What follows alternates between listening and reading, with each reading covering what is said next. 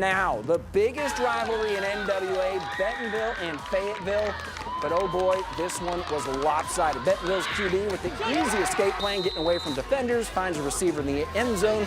Bentonville drive, next drive, Chris Ficklin, 60 yards. Then into the end zone for a 48-10 lead at the half. Fayetteville was pushed to get back into the game after the break, launching the ball into the air for a 60-yard gain of their own. But the very next play, Bentonville's defense would pick it off, and that would be it for the Tigers starters. A 48-14 blowout, but still a sweet win for the Tigers. Bo Russell has more.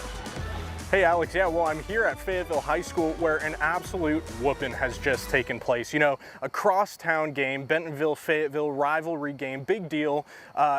Crowds come hoping for a big kind of close rivalry matchup, but that's not what happened today. It was over almost as soon as it started. You know, I was at the Farmington game before this. I only stayed there about 20 minutes before heading over here. Figured I had plenty of time to get here to see the majority of the game. By the time I got here, it was already like 40-7 or something like that. It was 48-7 going into halftime. So I spoke with Bentonville's head coach as well as their quarterback, who's playing great so far this season. Here's what they had to say. Very, very proud of the way you played. That is a good football team. It is a good football team, and you just whipped it. All right? Sure. And I'll be honest with you.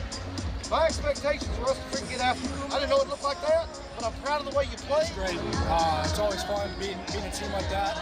You know, a lot of buddies on that team and a lot of good talent on that team. It's just fun. He's got a good offensive line to protect him. He's got phenomenal receivers out there. In fact, that's as good as anybody in the state. So, you know, he's got a lot of support, but he's operating, and I'm glad he's on us.